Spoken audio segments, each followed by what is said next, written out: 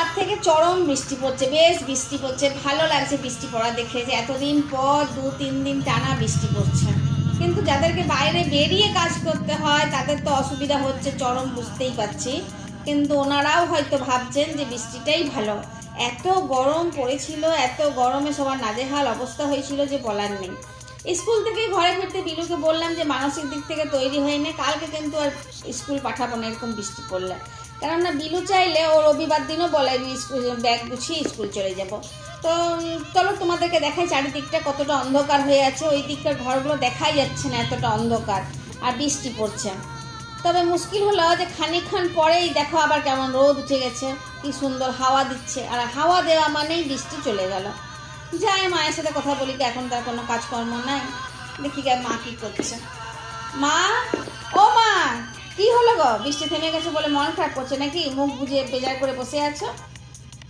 আচ্ছা আচ্ছা বুঝলাম, 3-4 বাটি দুধ জমে গেছে, সেটা নিয়ে তুমি কি করবে? মাথায় হাত দিয়ে জন্য বসে আছো? দাও দাও, দুধগুলো দাও, আমি সব ছানা করে দিচ্ছি।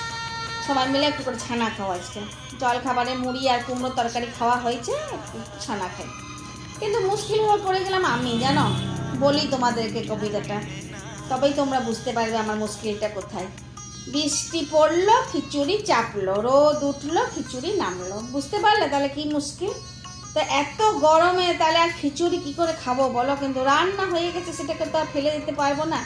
তার উপরে আজকে আবার একটু নতুন ধরনের খিচুড়ি করেছি। খিচুড়িটা বেশ মাংস ঝোলের মতনই করেছিলাম।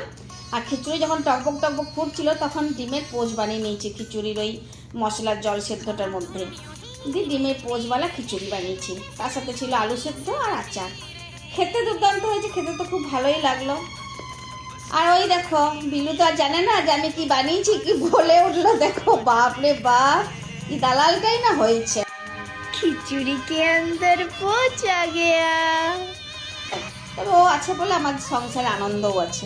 তাহলে আজকে আসি, তোমরা চাইলে ভিডিওটা দেখো সারা রাত আর আমাকে এগিয়ে যাওয়ার জন্য উৎসাহ দাও। ধন্যবাদ।